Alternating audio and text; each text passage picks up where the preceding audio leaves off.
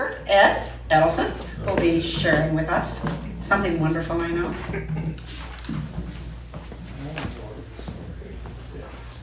First, I do want to apologize. I have a new set of microphones the village was kind enough to buy for us that would be a lot better. But I went to the pavilion last night to record there and I did not turn them off. And so they're completely without a charge. But believe it or not, that's not why I came here this morning. So you probably won't realize it, but last month I took a workshop on stand-up comedy from a real stand-up comedian. I don't think there's going to be any change in my future, so nothing to worry about. But I thought I was going to learn about stand-up comedy as opposed to become a practitioner. I probably should have read the description. So we were forced at the end to actually do a little stand-up comedy. And so I thought I would share that with you. Her name is Carla, the workshop leader is Carla Obrook, and she goes around New York quite a bit. She's from the South, lives in New Jersey, and I have to say she's a pretty funny woman. And she had a lot of really interesting insights, so of course I began my little stand-up routine giving Carla credit for the insight she had given me into what makes good comedy, and more importantly, good comedy writing. But then it dawned on me towards the end of the workshop that my first real insight into comedy came from another person about 30 years ago who made the observation that, you know, when you hear an old song, the first thing you start to do is you sigh because you're hearing this old song. In fact, you even remember and you want to tell people about where you were when you heard that first song. But when it comes to hearing a joke for the second time, you usually go, oh man, I've heard that one before. And actually, you'll probably give the punchline before it's supposed to go, and you dismiss it. So why, the question is, do we dismiss comedy so much, but music, we say, oh man, that really touched me right here. But I should note that when I was a teenager, I wasn't looking for insights like that. I was looking for some real world advice because the world seemed to me so confusing about what to say, when to say it, who to say it to. In the summer of my junior year in high school, I enrolled in a New York State program to send teenage boys to work on farms in upstate New York. It was kind of a form of indentured servitude. My grandfather was a farmer. He had moved to New Jersey from what we now call Belarus in the early 1900s. And when he heard that I was going to work on a farm, he was thrilled that I was going to carry on the family tradition. My mother decided to have a going away party before I was sent off to my service in upstate New York, and my grandfather was one of the invitees. Now, although my grandfather had lived in the United States a long, long time, his ratio of Yiddish to English had been changing dramatically. It seemed to me when I was young, it was about 50-50 and I could keep up with him. But as he got older, it sort of got to be like 90-50, 90% Yiddish and maybe 10% English. And meanwhile, my ability to understand Yiddish was going in the reverse. So I found that every time he came to speak to me, the first thing I did is look for my father to be there as an intermediary so I would understand what he was talking about. Well, here we are at this family party, and all of a sudden, out of nowhere, my grandfather comes up to me, and I didn't realize it at the time. He says in perfect English, "I have some advice for you." And so I looked around, my father was nowhere to be seen, and he sort of motioned for me to follow him. So my second thought was, well, finally, somebody is going to give me the advice I need and explain to me what it is that I need to know to actually fit in with everybody else. This was going to be my, as I saw it, my Mickey Rooney moment. When he's there, he's having trouble with Julie Garland, and he goes to see the judge, and the judge is going to say, "Mickey, this is the way you handle it." So I was psyched. So we find a quiet corner in the house, and there again, in perfect English, he says to me, "Never be on the same side of a fence as a bull. And if you're standing near the rear of a cow and it lifts up its tail, don't stand around to see what's going to happen next." And with that, he had this big smile of satisfaction that he imparted all of this important wisdom to me, and he turned and he walked away. And I was devastated. I mean, I was so ready to get all the advice I would need to answer life's perplexing questions. Now, I have to admit, it was pretty useful that summer to know this. I might have figured it out myself, but there was one case where I actually fainted from heat exhaustion while I was putting hay up in the very upper loft of the barn, and I was kind of let out, and I saw some shade under a tree. I climbed over a fence, I sat down under the tree, and I looked. Now, under normal conditions, I would have just said, I'm not going to move, if I hadn't had my grandfather's advice. But I got right up and I went over a fence. But more importantly than that summer, it was when I began my career in corporate America that I truly appreciated the depth of his wisdom. It's amazing how many halls and how many bulls and cow pies you can find in the hallways and ballrooms of corporate America. So thank you for listening, and please watch where you step.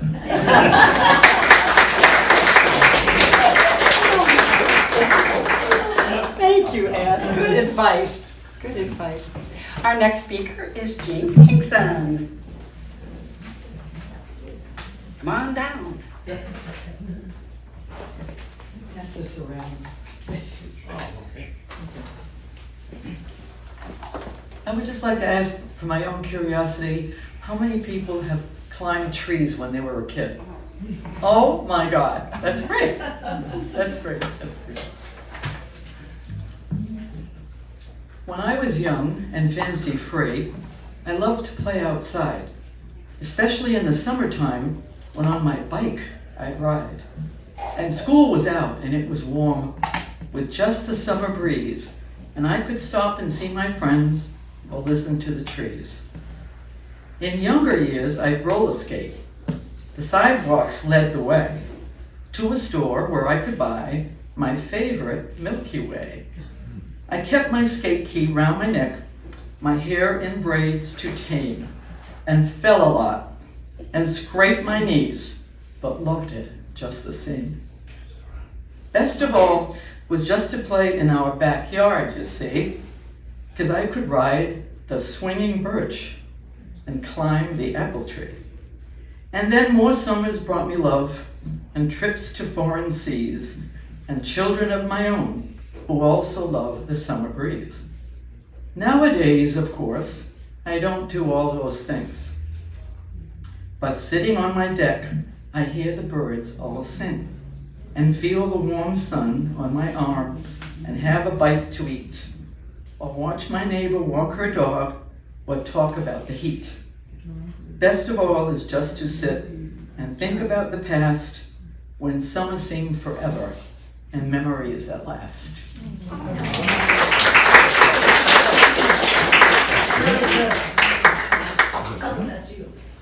So you wrote that. Oh yeah, I'm sorry, I'm passing around a picture. Over there. Oh. Did it go around? That's me in roller skates. Oh, glad to see it. That's my brother. Wonderful. Thank you so much. Write the music. Yes, the music should go to Write the that. music. Bruna Avazakian is our next speaker, who always delights us with her stories.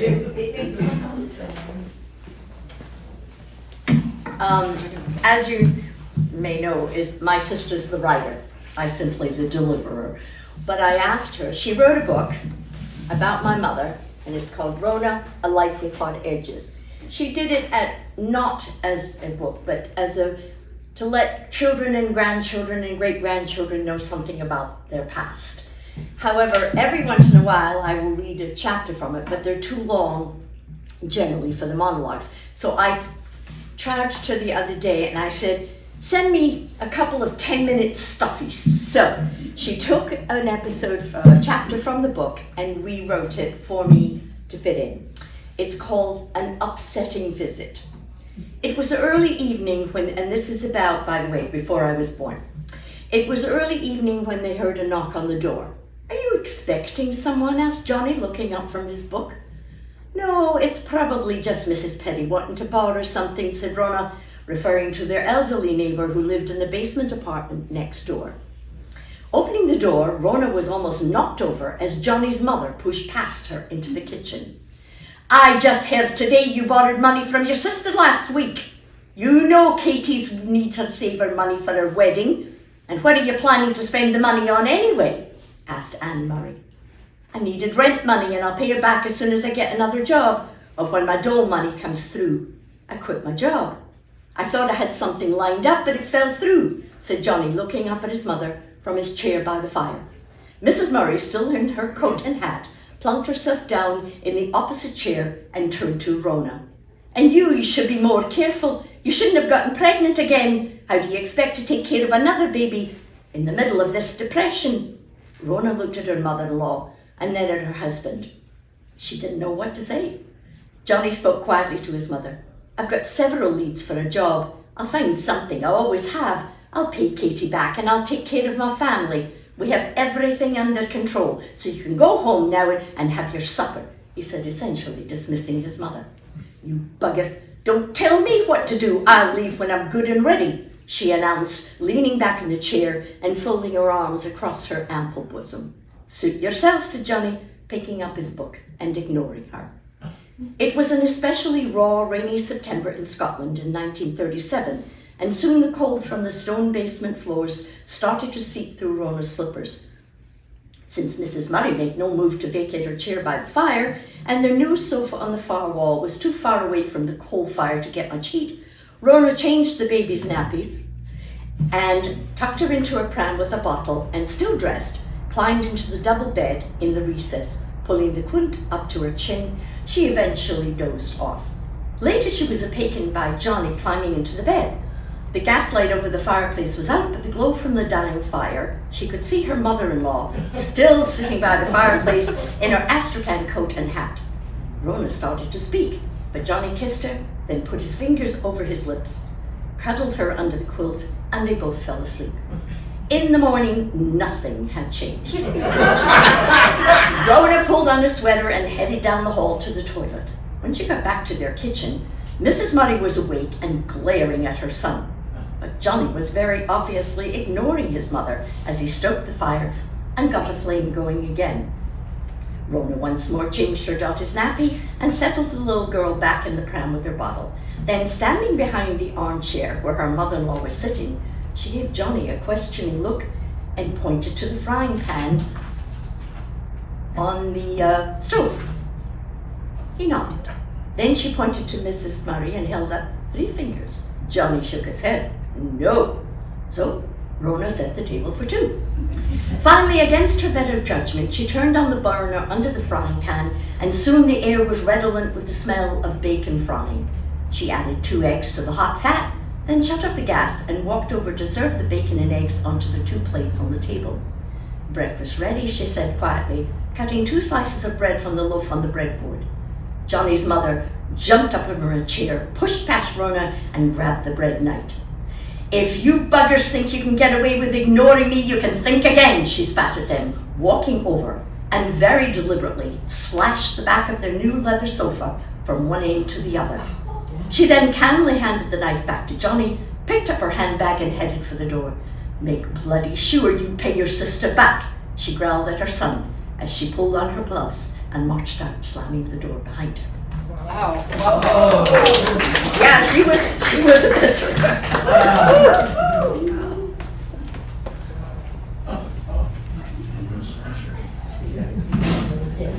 We all enjoy hearing those wonderful stories from Rona. Wonderful things. Our next speaker is Sandy Tarfax.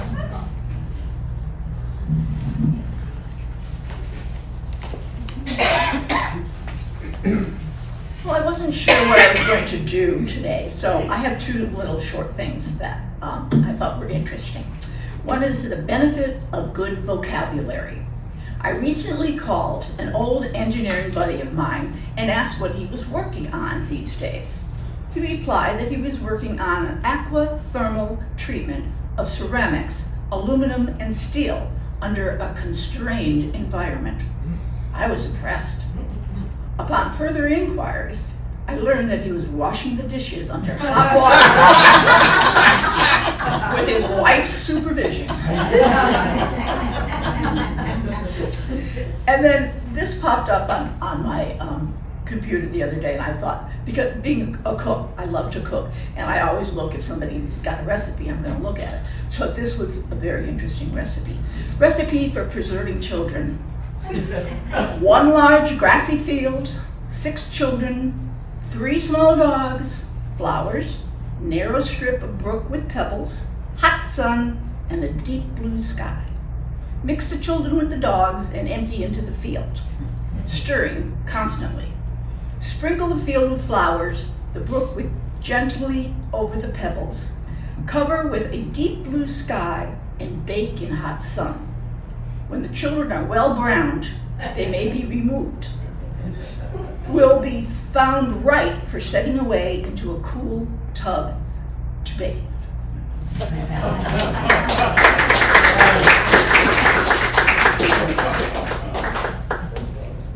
That was lovely. Brought back a lot of memories. And next on our list is the fantastic Tim Clary. Yeah, we'll see about that. It's always a good one.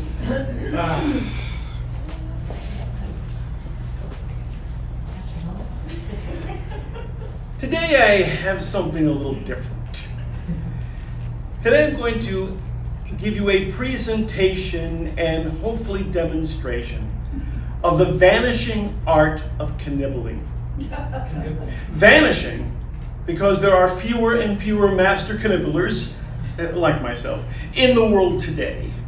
And art, because this is not magic, it is not an illusion, this is dedication, this is hard work, and above all, talent. Now, knibbling is also vanishing because of the implement that we use, and that is the wire hanger. Back in the day, you could walk into any household and you would find they would have a plethora of wire hangers.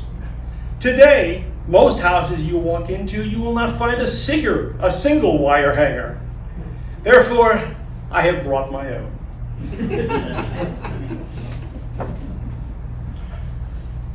You will notice that this wire hanger has been bent into a diamond shape. And that is the only change allowed to the wire hanger. I will now extend my index finger. This also works with your middle finger, but if I say I will now extend my middle finger, it sends the wrong impression. I will now extend my index finger and suspend the hanger from that finger. Should we applaud? Not yet.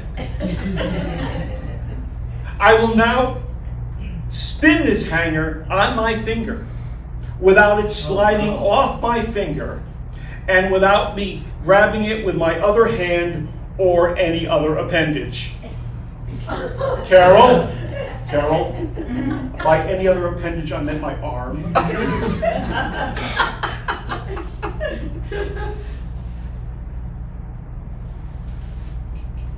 Let me show you that again.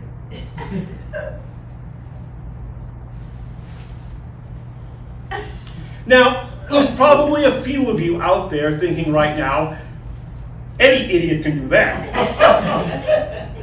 And in that case, you are probably right. But that is not a knibble. That is simply spinning a wire hanger on your finger. For a knibble, you need to add a second item that is also vanishing from our world, and that is the penny. I have one here. Now, I have knibbled with all manner of coinage, but the penny is preferred, especially for amateur knibblers, because, well, in the end of this, you could have pennies flying all over the place. And look, if you lose a couple of pennies, at least you haven't lost all your sense. That's knibbler humor for you. I will now attempt to take this penny and balance it on the hook of the hanger. Impossible, you say? Well, for you, it probably would be. Thank you very much.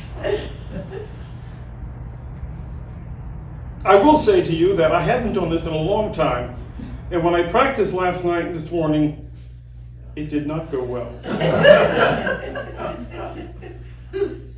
Yeah, Vic, Carol, you may not want to sit there.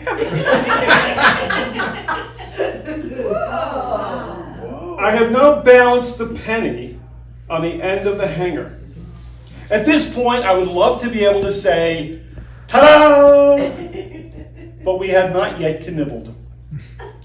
To knibble, I need to spin this hanger and stop it from spinning without the penny falling off. Oh my God. Step forward so we can see you. Yeah, but if I step forward, I might hit somebody. Okay. It's this penny. That's not a good place to be, Carol. Yeah. Oh, come on. Lost it at the end. All right? We give it. Wow. Thank you. Since I have 7 minutes, I'll give it another shot. That goes to show you how difficult this really is. I'm surprised I got it spinning. Surprised you got it balanced. Yeah, me too. Probably been a hole in it. Carol, would you please inspect the penny? Are there any holes or any additional marks in that penny? No, it is a penny. Is it any sticky stuff on that penny? That's what I thought. Nope. No. Thank you very much, Carol. You're very welcome. Anytime. So there.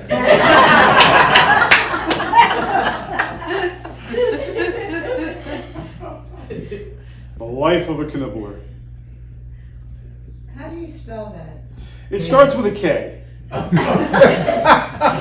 I have seen a variety of spellings, and my wife knows He can't spell. you can't spell.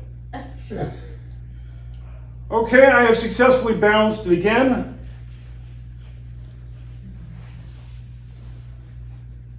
Oh, no. Wow.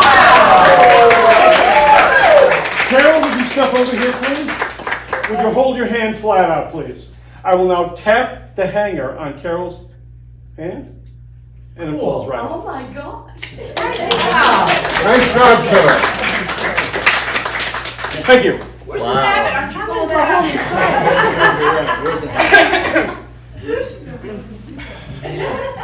Who thought of coming up with that?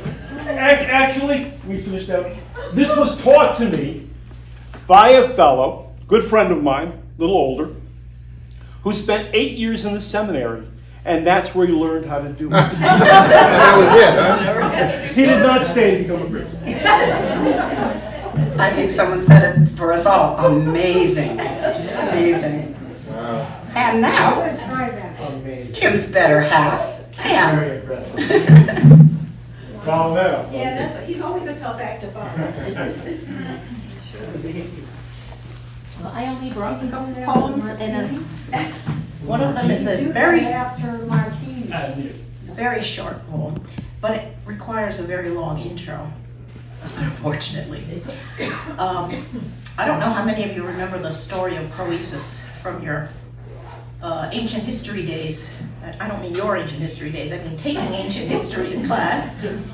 But Croesus was a, yeah, I know, I gotta pull it now. Yeah, that's it. A very famous king, very wealthy king, who approached the Delphi oracle and asked if he should go to war with the Persians. And the Delphi oracle responded, it's a very famous response, with a very cryptic message that could be interpreted any number of ways. Basically, he said, if Croesus goes to war, he will destroy a great empire. Well, of course, he interpreted that to mean that he was going to be the victor. And actually, the great empire that he destroyed was his own. But the response is the part that's famous. The oracle's response is a famous prophecy. It's one of those known just for its ambiguity. And this poem was written because at one point in time, I was watching my niece raise her children. She had a little toddler, and they asked a question, which they will do, and I'm standing there knowing very well that the answer is no, clear and simple. And she gave a Delphi oracle answer, and the child walked away completely in bliss, totally oblivious to the fact that he wasn't going to get what he wanted. So I wrote this poem. It's called Not Today. Yes, and also no. Cryptic wisdom adopted from an ancient Delphic prognosticator, diplomatically packaged into a piddly, equivocal parcel. That was her answer. Not today. And by the same token, I'm not going to waste any more time. My last poem is, and that's all she wrote. Long past tired, uninspired, poetic license, all but expired. Lots more to say, but not today. Her every last think is out of ink.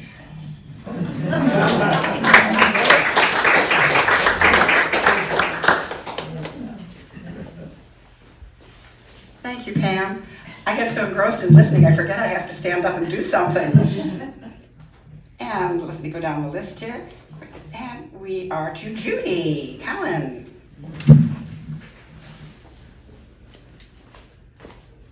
This eye is winning.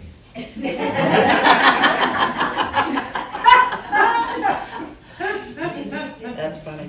1, 2, 3, 4, 5. 2. You're taking my time now. Waiting for the bus. Yes, you can wait inside if it's ever too cold to stand outside for the bus to come. Thus began my relationship with Tony, who owned the gas station right next to the bus stop where I'd wait for the bus I'd take home from high school every day. It was a Sunoco station, pumps right at the curb, with a little storefront, smeared windows that didn't allow much sunlight in or people peeking inside, for that matter. It was a particularly cold and blustery day when I arrived at the bus stop. I knew the bus wouldn't arrive for about 15 minutes, so I asked Tony if I could take him up on his offer and wait inside the bus to come. Sure, kid, he said. I walked inside. There was a desk, a payphone on the wall, and small pieces of paper strewn all over the place. A wood floor that felt slick when I walked across it, probably from the gasoline or oil, though I don't think Tony changed oil. All I thought he did was pump gas when a customer would pull up to the curb. I stood there not sure if it was okay to sit down at the desk. I didn't want to disturb or touch anything. And then the phone rang. With not a second's hesitation, I walked over to the payphone and I picked up the receiver and said, "Tony's Sunoco station." "Where's Tony?" A moment's silence. Then a hushed male voice said, 987 908. What? He hung up. And I'm still standing there, receiver in hand, trying to make sense of what I had just heard when Tony walked in. "Don't you ever answer the phone, ever." "Tony, I'm sorry, it was ringing, and I thought I was doing a good thing by answering the phone. I'm sorry." I watched his face morph from anger to uncertainty to, can I trust this kid? There was maybe 2 feet between us, and we were about eye level with one another. Tony was very short, and it felt like I was standing my ground, but not knowing exactly what I was standing for. Finally, he took a deep breath, exhaled, more like a snort, then told me to sit down behind the desk. My thoughts shifted to not wanting to miss the bus, to not wanting Tony to be angry with me and banning me from his premises. Kid, Judy, do you know what I do? You pump gas, Tony, and you offered me a warm, dry place to wait for the bus. Yeah. But do you know what else I do? What that phone call was about? Now, I grew up in a neighborhood there where there was a corner tavern on every block with a separate ladies' entrance, and games and bets were commonplace there. My parents were not shy expressing their opinion on what they considered shady business. To steer clear, no matter how tempting it might seem to make a buck, no such thing as easy money. Ah, Tony ran numbers. Yes, Tony, I know what that phone call was about. We continued to stare each other down. Then Tony asked, do you want to hear more? It was my turn to take a deep breath, but not snort. Yes, Tony, I do. Okay, kid, tomorrow we start. Now scoot, don't miss your bus.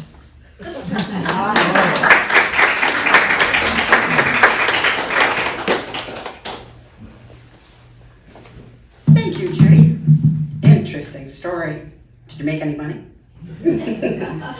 And we now have our illustrious speaker, Herb Gerber.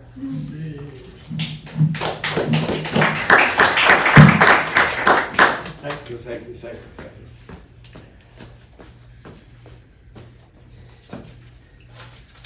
I'm going to try to be illustrious. And this is one among the many things that my nephew, Michael Garber, sends me, and I thought that it might be fun to read them to you, and maybe some of you have already seen or heard these. They're called Food for Thought. If a bottle of poison reaches its expiration date, is it no longer poisonous? Do twins ever realize that one of them was unexpected or unplanned? Every time you clean something, you just make something else dirty. Over 100 years ago, everyone owned a horse, and only the rich had cars. Today, everyone has cars, only the rich own horses. If people evolved from monkeys, why are the monkeys still around? Why is there a D in fridge, but not in refrigerator? As I've grown older, I've learned that pleasing everyone is impossible, but pissing everyone off is very easy. I'm responsible for what I say, not for what you understand. My tolerance for idiots is extremely low these days. I used to have some immunity built up, but obviously there's a new strain out there. At my age, that bothers me. What bothers me? It's not the age that bothers me. It's the side effects. As I watch this generation try and rewrite our history, I'm sure of one thing: it will be misspelled and have no punctuation. As I've gotten older, people think I've become lazy. The truth is that I'm just practicing energy conservation. I haven't gotten anything done today because I've been at the produce department in this grocery store trying to open this damn plastic bag.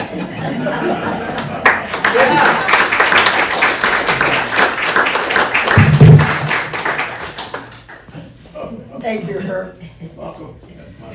Some of those ring too true, don't they? And our last speaker today is one of the former heads of Monologues, Vic Walton, famous essayist.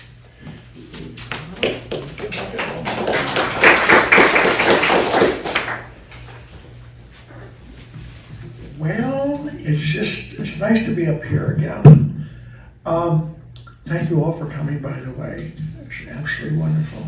This is called Whatever Did We Do Without Them?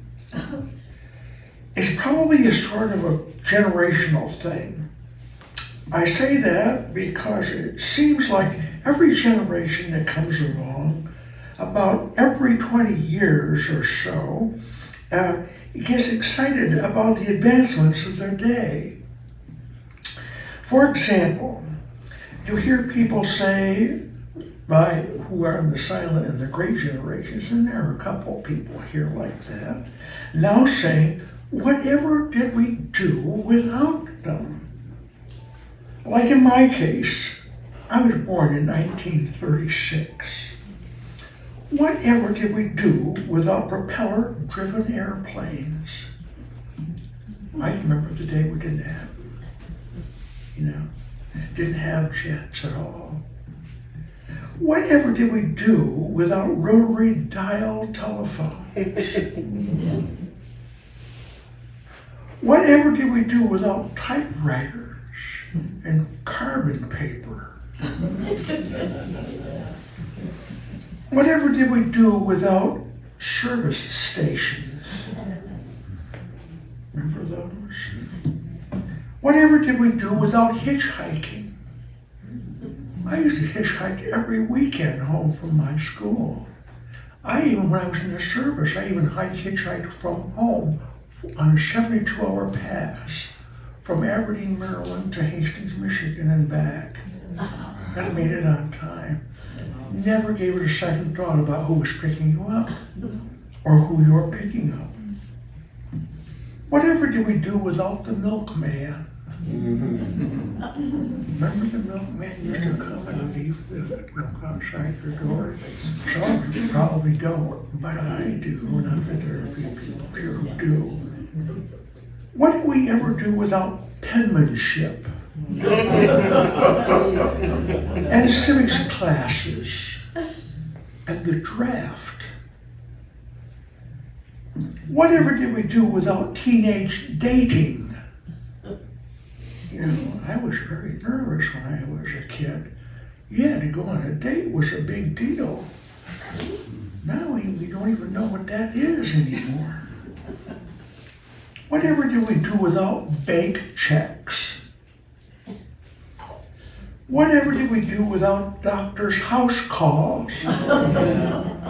Dr. Lathrop used to call Dr. Lathrop, and he used to come with his little black bag to our house to see what was wrong and to fix things.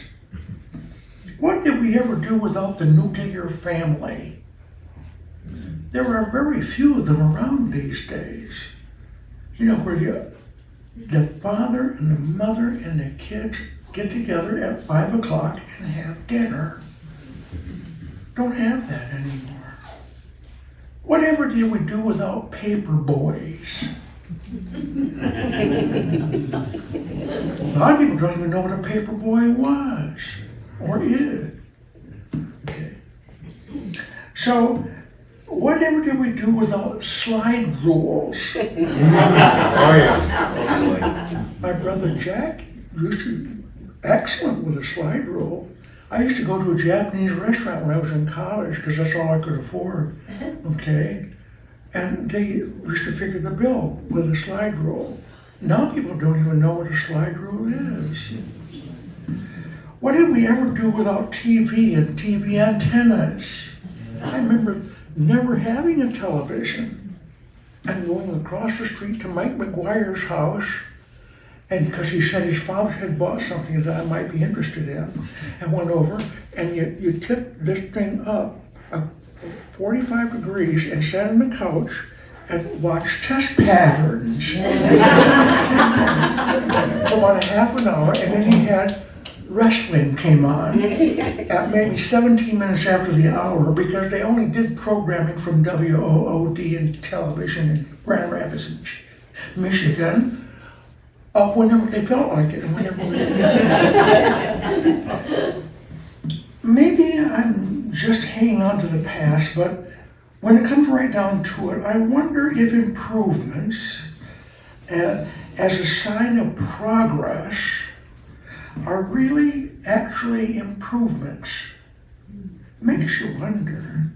When I was a kid, new inventions or services were referred to as improvements, time-saving devices, conveniences, the latest thing, the end all. I remember them saying those words. All of these items and services have been replaced by bigger or smaller, faster, more sophisticated time-saving devices. New devices and processes are designed to make life more convenient and more advanced these days. Change in the name of progress is happening so fast that yesterday's innovations, inventions, and discoveries are obsolete by the time you hit the sack at night. I recall a song from the musical Oklahoma. Okay? It goes something like this. Everything's up to date in Kansas City. They've gone about as far as they can go. They went and built the skyscraper 7 stories high, about as high as building ought to go. 7 stories, about as high as a building ought to go. I wonder what they did before the wheel and the fire were invented and were discovered. Every generation lives with a different set of circumstances and a different technological environment. We used to call it planned obsolescence, where things were intended to become outdated to make room for something new and supposedly better. I wonder if my parents and my grandparents felt the same march of progress that was part of my world of experience. I certainly have felt the experience of the world passing me by. I don't live in this world, I live in some other world. I really do, okay? I become a representative of a bygone era. Likewise, I wonder if my grandchildren will someday feel the march of progress in the world that they are experiencing. I wonder if they will arrive at a point in time when they too will wonder and be confused by the world that they are no longer a part of. That's my granddaughter, Stella. She's 10 years old. I wonder if she'll ever arrive at a time when she just doesn't feel a part of the world anymore. Remember how things in other times were described like this: it's a war to end all wars. Remember, one small step for man, one giant leap for mankind. You remember space, the final frontier. I wonder what amazing statement this generation will come up with to describe the contributions and their vision of the future. Thanks.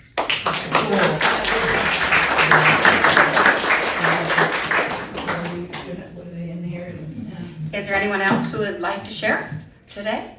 We thank you all for coming. Vic's musings made me think of my mom, and she was born in 1915, and she lived to be 96. And in her later years, she wrote down everything that happened from the time she was a little girl to cars coming along. There wasn't any television. One of the things that teachers have noticed is that children can't image anymore because they're born. They're put in front of the television, in front of the computer. All the imaging is done for them. And the example I used to give to my students was when Harry Potter first came out, I had a vision of what all the characters looked like from what the book said. Once the movie came out, it was done for me. I never could unsee that face as Harry Potter or Hermione. And I think that sort of illustrates that we don't make our own images anymore, and that's why children have trouble reading. They can't form those images because it's always been made for them. I wasn't intending to speak, but that's what made me think of. Thank you all for coming today. Have yourselves the goodies in the back and more coffee, and we'll see you at Best of Monologues. Thank you.